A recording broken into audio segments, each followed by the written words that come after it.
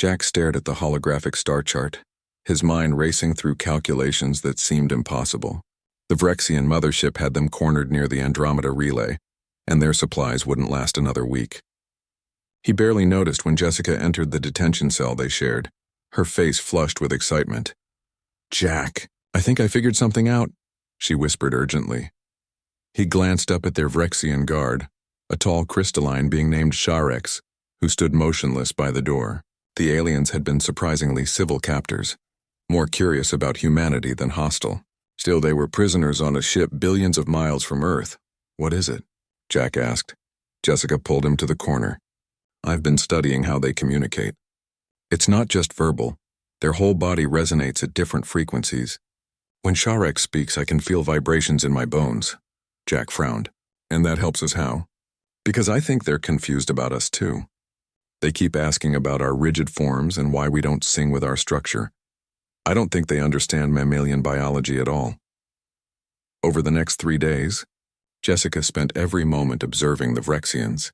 She noticed how they shifted colors when discussing complex topics, how their crystalline bodies refracted light in patterns that seemed to correlate with emotional states. Jack, meanwhile, worked on understanding their propulsion systems through the limited access they had to the ship's public terminals. On the 4th day, Sharex approached Jessica during her meal. The alien's form shimmered with what Jessica had learned to recognize as curiosity, a deep violet pulse that emanated from her core. "Human Jessica," Sharex said in her melodic voice that sounded like wind chimes, "you observe us constantly." "Why?" Jessica had been lost in thought, analyzing the geometric patterns in Sharex's crystalline structure, wondering if they served a function like human organs or were merely aesthetic. She jumped slightly when the alien spoke. Sharex tilted her elongated head, and her body shifted to a warm amber color. Then she smiled, or what passed for a smile among her species, a gentle brightening of her facial facets. "So you like my body?" Jessica felt her cheeks burn. I mean yes, but not like..." She took a breath, choosing her words carefully. "I'm trying to understand your physiology. On Earth, we study other species to learn how they work, how they communicate. Your people are fascinating." Sharex's colors cycled through surprise, a rapid cascade of blues and greens. "You study for understanding, not for combat assessment?" "Understanding first," Jessica confirmed. "That's what humans do best. We adapt by learning." This seemed to intrigue Sharex immensely. Over the following days, she brought Jessica to meet other Vrexians, including the ship's commander, Velnath. Jessica explained human biology, how their soft bodies allowed flexibility, how their pattern recognition abilities helped them innovate, how their social structures valued knowledge sharing. Jack, meanwhile, made his own breakthrough. While accessing the terminals, he noticed the Vrexians' navigation systems used crystalline computing that resonated with specific frequencies. It was elegant but rigid, unable to account for chaotic variables like stellar drift or gravitational anomalies. "They're incredible navigators in stable space," he told Jessica one evening, "but they struggle with unpredictability. That's why they're interested in us." "Humans excel at chaos," Jessica's eyes widened. "That's it. That's why they captured us. Not as enemies, as consultants." She requested an audience with Commander Velnath. When granted, both humans stood before the imposing crystalline figure, whose body stretched nearly 10 feet tall and glowed with authority. "Commander," Jessica began, "we understand now. Your people navigate the stars with precision, but you struggle with the unpredictable.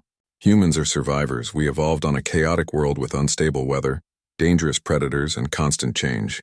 We learn to adapt, to think laterally, to find solutions in impossible situations." Jack stepped forward. "Your navigation systems are flawless in charted space. But this region near Andromeda is cluttered with dark matter pockets and unstable wormholes. You're not holding us as prisoners. You need us to help you navigate home." Velnath's colors shifted rapidly, surprise, contemplation, then what Jessica recognized as respect, a deep gold that pulsed rhythmically. "Humans perceive quickly. Yes. Our fleet is lost. Our crystalline minds calculate perfection but cannot adapt when stars themselves misbehave." Jessica smiled. "Then let's make a deal. We help you navigate through chaos back to stable space. In return, you share your knowledge with Earth, not as conquerors but as partners. Over the next 2 weeks, Jack and Jessica worked alongside Vrexian navigators. Jack taught them probability matrices and chaos theory, showing them how to embrace uncertainty rather than fight it. Jessica established communication protocols, building a dictionary that bridged their species' vastly different perceptions of reality. The humans introduced concepts of improvisation, lateral thinking, and educated guessing, skills that seemed almost magical to beings who thought in crystalline absolutes. In turn, the Vrexians taught them about quantum resonance navigation and energy manipulation. When they finally broke through to stable space, Velnath approached the humans one final time. "You have given us a gift, the ability to navigate uncertainty. We thought rigidity was strength. You showed us that flexibility is power." Jessica glanced at Jack, who grinned. "That's humanity for you," she said. "We're not the strongest or the smartest species in the universe, but we're the best at figuring things out when everything goes wrong." Sharex approached, her body glowing warm amber. "Will you return to Earth now?" "Eventually," Jack said. "But first, I think we have a lot more to learn from each other."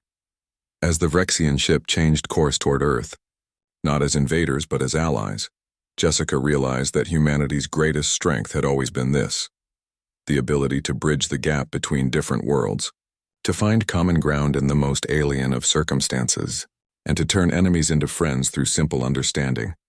That was the real story of humanity among the stars.